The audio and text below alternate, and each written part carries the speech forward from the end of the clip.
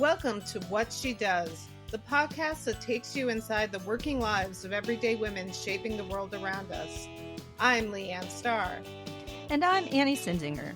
And each week, we sit down with someone who shows us not just what she does, but how and why she does it. Plus, find out if you fit the same mold to grab the same type of gig. Let's discover What She Does, starting now.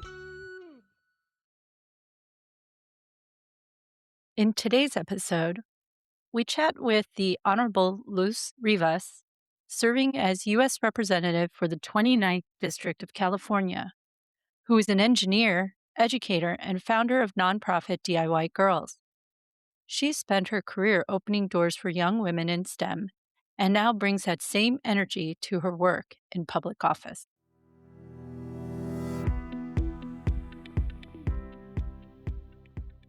We're going to welcome Representative Luz Rivas to our podcast, who is not only a representative in the House of Representatives, she's my representative. So I'm excited to talk to her. And you're from Pacoima, like you were born in Pacoima, which is great. And now you're in the House of Representatives. What was that path? Well, unlike others, this is something that was not planned for me, right? I didn't ever, when I was a kid, I wasn't like, I'm going to be a Congress member someday. But, like you said, I was raised in Pacoima in the San Fernando Valley in Los Angeles. I went to K through 12 schools in the area. My family immigrated from Mexico.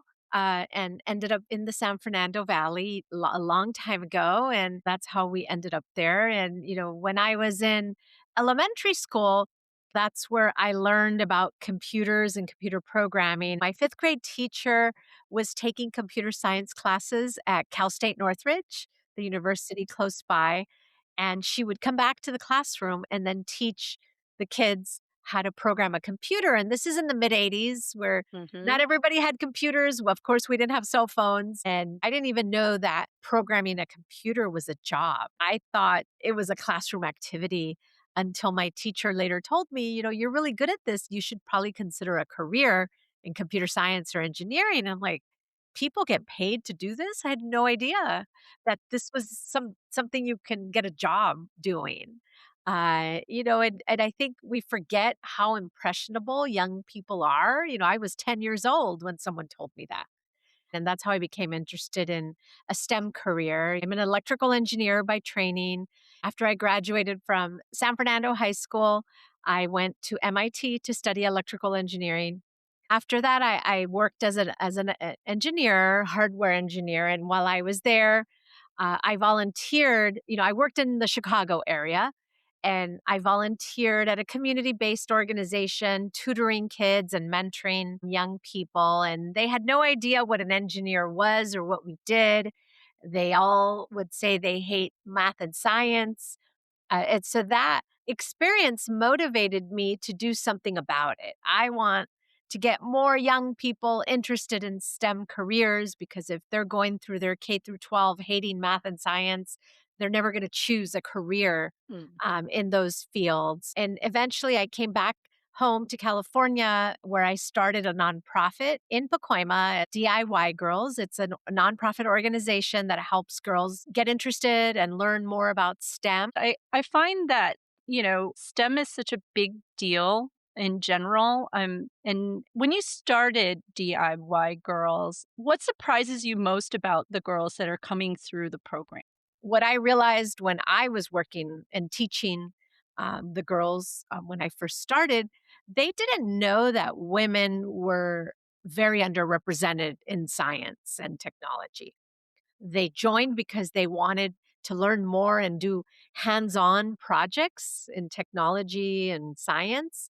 And, they don't realize that, there will be barriers for them, or that there could be. They're there because they really like it and they want to make something, right? They want to learn. They want to learn the hands-on skills, and they think it's fun to join this. And so that's one of the first things I noticed about the young girls. And did Running DIY Girls ever connect you to the political world in ways you didn't expect? I met my congressman at the time, Congressman Tony Cardenas.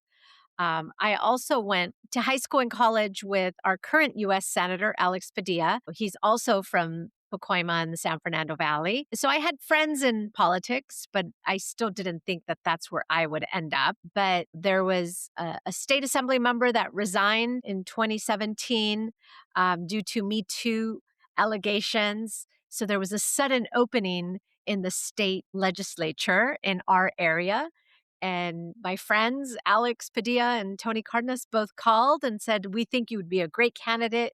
If you're interested, we could help you get elected." And I thought about it. One of my first reactions was like, "But I'm not a politician.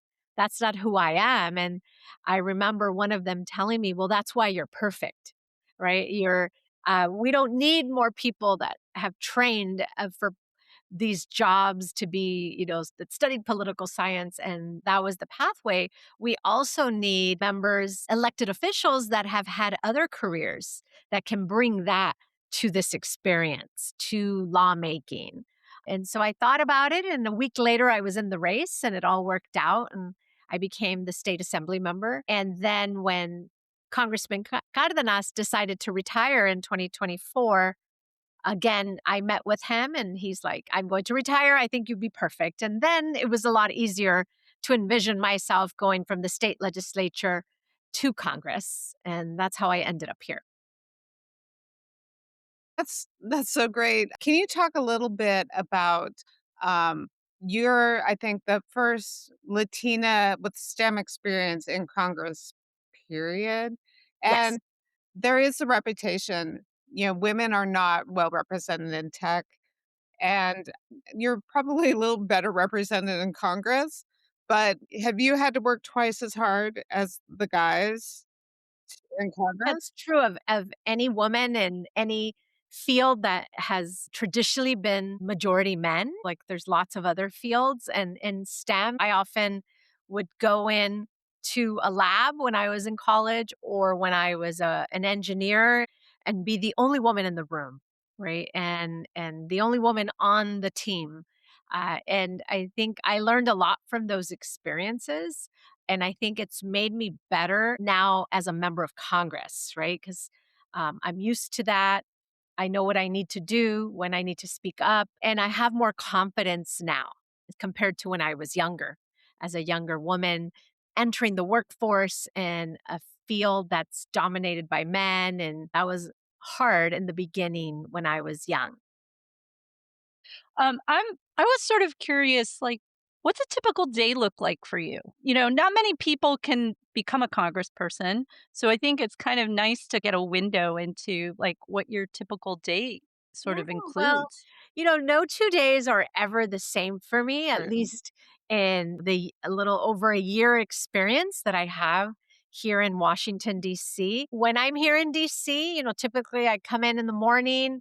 I have meetings with stakeholders that are visiting DC or that are represented here to committee hearings. I'm currently on the House Natural Resources Committee and the House Science, Space, and Technology committees. And so they have hearings every week. Our Democratic caucus meets weekly. I'm also the freshman leadership representative. I was elected by the freshman class to serve as the representative to leadership meetings. So our leader, Hakeem Jeffries, has a weekly meeting that I attend as the freshman representative. In the district, when I'm home in the Valley, I'm also taking meetings with different organizations. I do tours of like hospitals and schools and local businesses.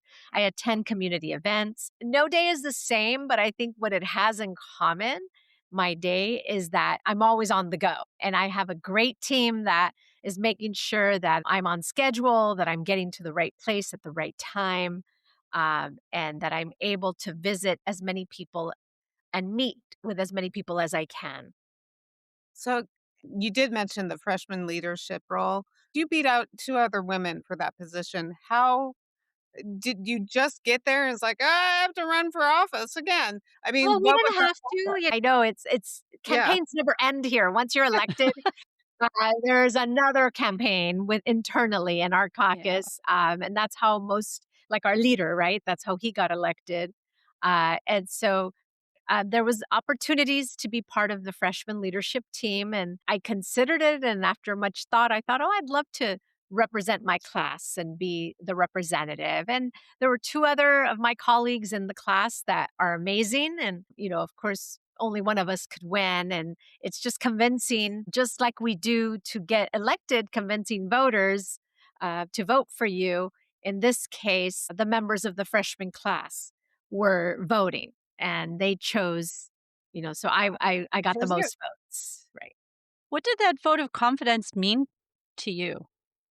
It felt very good, right? Because the other two candidates were great in the very competitive race, and it felt good that I've just a few weeks in to my congressional career during our orientation, and that the class had confidence in me to represent them at these important leadership meetings that not everybody gets to go. Our caucus is 213 members right now, and it's a very small conference room table with our leadership team. And so it has given me the opportunity to understand how leadership makes decisions for our caucus and what priorities and how we're going to message that to the public. And I've learned a lot from being a part of those meetings. And what has been the biggest shift for you when you went from DIY girls to Congress? Can you talk about working for a nonprofit versus transitioning to politics? Yeah. Well, I'm the founder of the nonprofit and I served as the executive director. And I think I had staff too, that worked for me as part of the nonprofit. Here in Congress, I have two offices, a total of 15 staff members that work for me. And so I was already adjusted to leading a team and to having staff.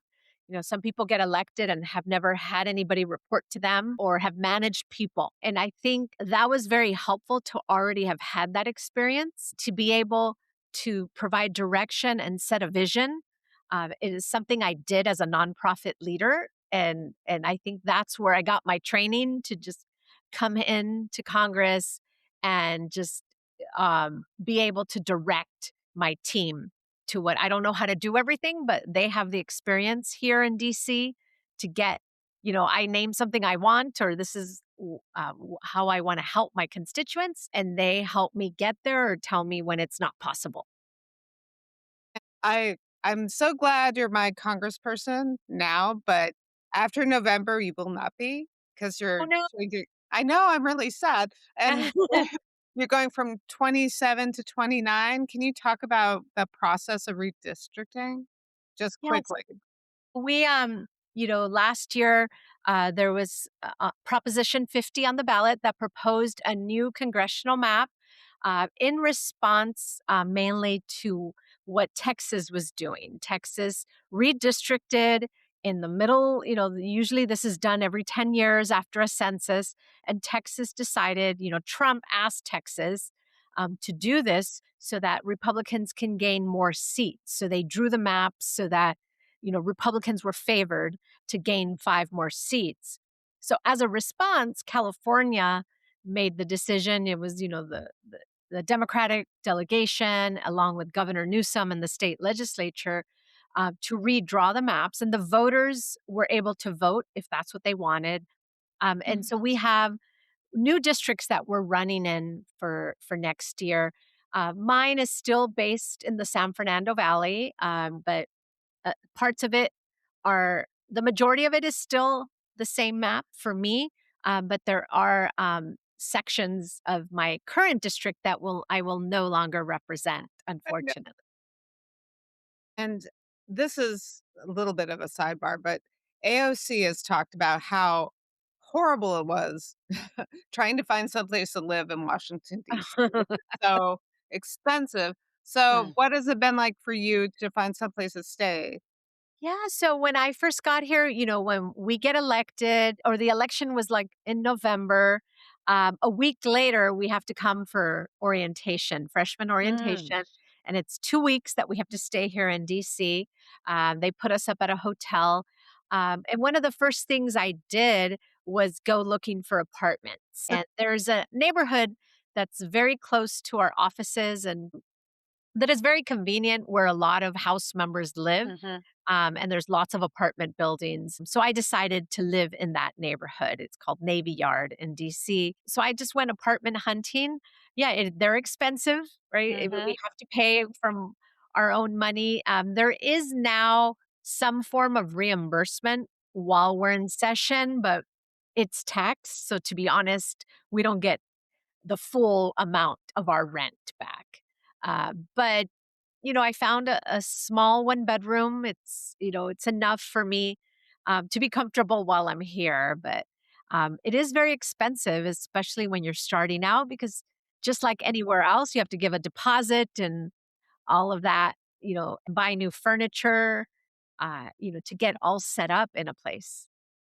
Oh my Yeah, god. you're maintaining two homes. I mean, Yes. essentially. So, I yeah. know people think that we're here to get rich, Oh, but I live off my paycheck from Congress. I'm not wealthy. And it's an honor to serve my community, but it's not always that easy. Like what people think that we get all these perks and that everything is free for us and that we're getting rich here and making money, right? So, some people are making money, but Yeah. So, yeah, that's true. yeah, we won't go into that There's some exactly, but administration. Yeah, there is a lot of corruption, and that's one of our priorities as Democrats for next year. Our leader says, to get rid of this corruption. Like the administration is just making decisions to make money to benefit their own families and themselves. truth. So you are pretty busy, but you're looking at immigration, the environment. There are a lot of things on your plate. Where do you direct your energy? Oh, wow. That's a good question. Well, when I'm in DC, I tend to be more policy focused because this is where legislation is happening in our committees. Uh, you know, Immigration and ICE raids are very important. I mean, that issue is important to my district because it's Mm. directly impacting a lot of families.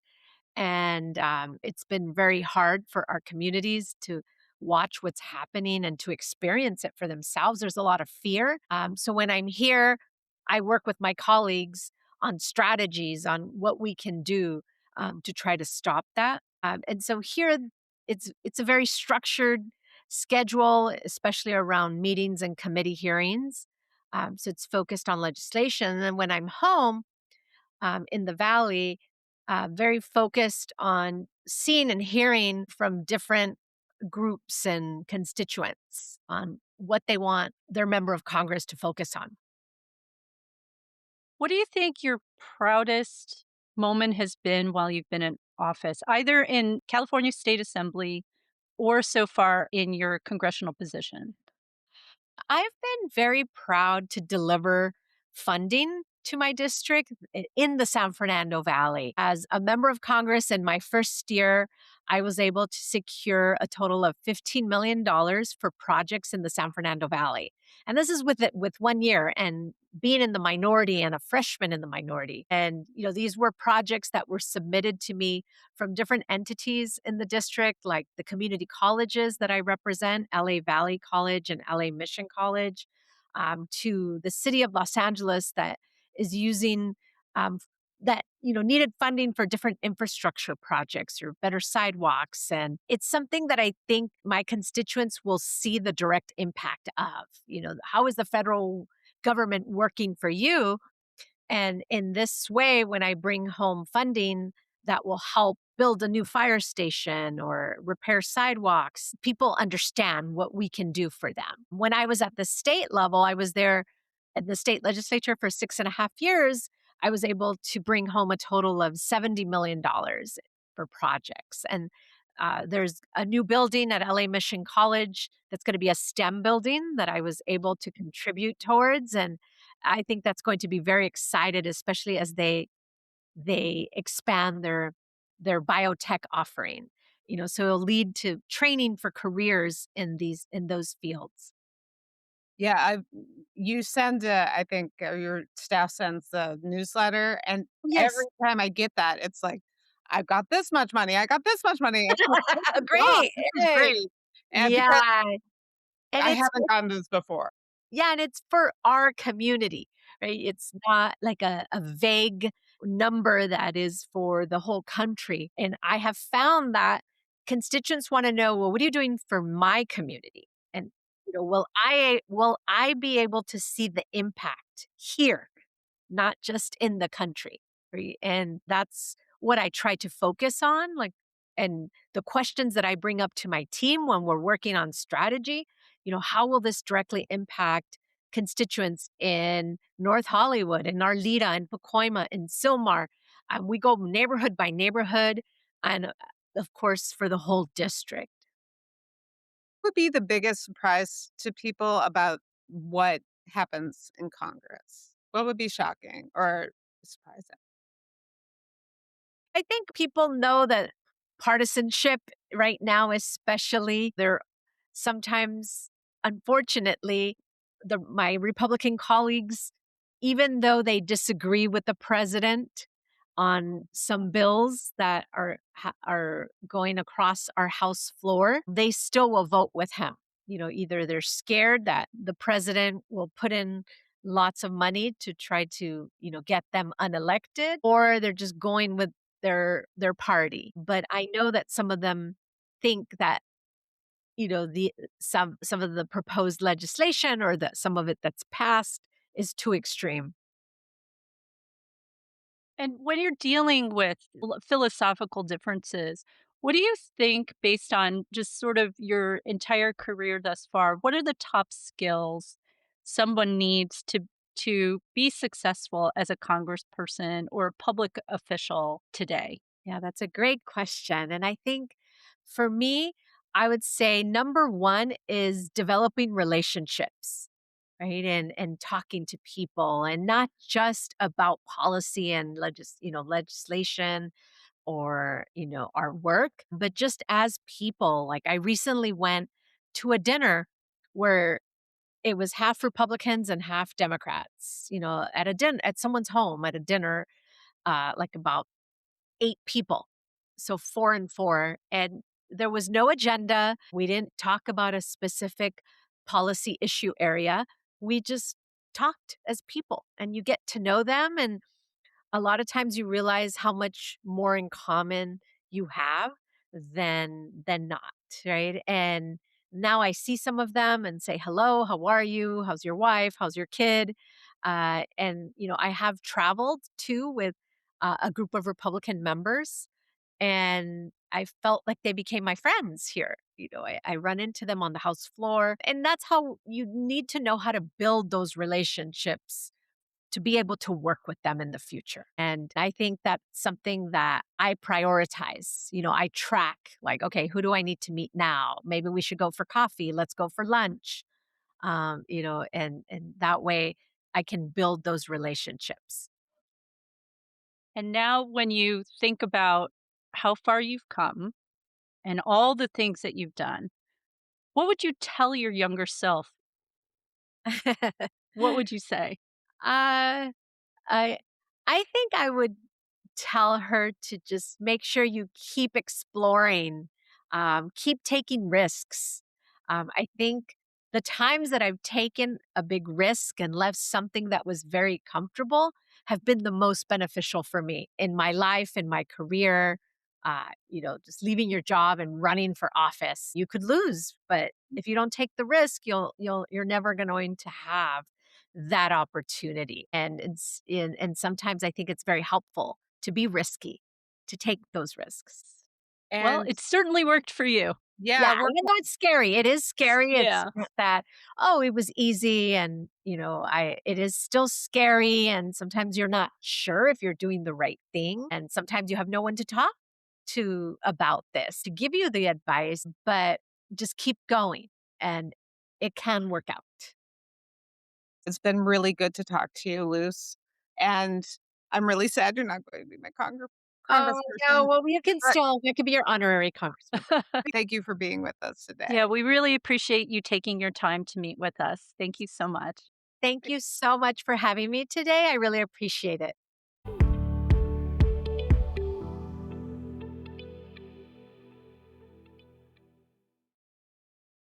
So, what did you think about meeting your representative, She Leah? was great. I really liked meeting her. I felt well represented. You So, did.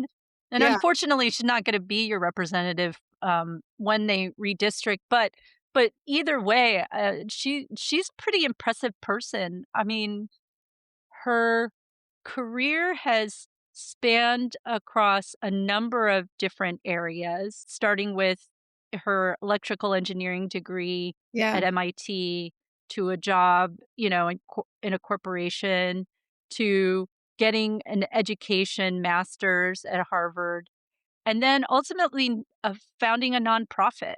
I mean, I think all of those things have really interesting elements to being a legislator. yeah. So she's very well rounded, and she mentioned that too. Just like they wanted her because she didn't take the path of I'm going to run for Congress eventually. Um, and I thought that worked for her, and it makes her more interesting. I I think so too. I think that, her logical thinking as an engineer, also discipline. Yeah, And I think the one thing that maybe even as a misconception among engineers is that they're not very extroverted typically, or that there's like a stereotype for them. But, she clearly is very personable, which I think is an important aspect to meeting lots of people where your job is about relationships, as she talked about too. yeah. And what I thought was interesting was when she talked about, like, she went to a dinner party with, 50-50, 50 Democrats, 50 Republicans, or not 50, but 4 of each, and they just talked about, like, "Hey, how's your kid? How's your life outside of," and that was interesting, like, and it's true, it's just, like, talking about who you are. And I think that pulling back the curtains sort of an important element in understanding what happens in Washington, because I think the headlines are sensationalized in a lot of ways to kind of drive certain level of division where the Congress people really have to work together, even if they're not working together now. I mean, movement only happens when people work together, and goals are only achieved by people working together. So hopefully, with someone like her and others that are willing to work with other people, that we would see future movement in sort of like a good direction. And I don't want to say right direction, because I think that's unfair for me to determine like what is considered right and wrong. It's a society that has to decide that this is, a good path for us. Some of us may not feel that way, but and I'm not saying that we are on a right path, but I do think that anybody who's in a job in public office, I think, has to be thinking about what's best for more of their constituents than less of their constituents. And, it can't be the person that only shouts the loudest, but what actually is the best.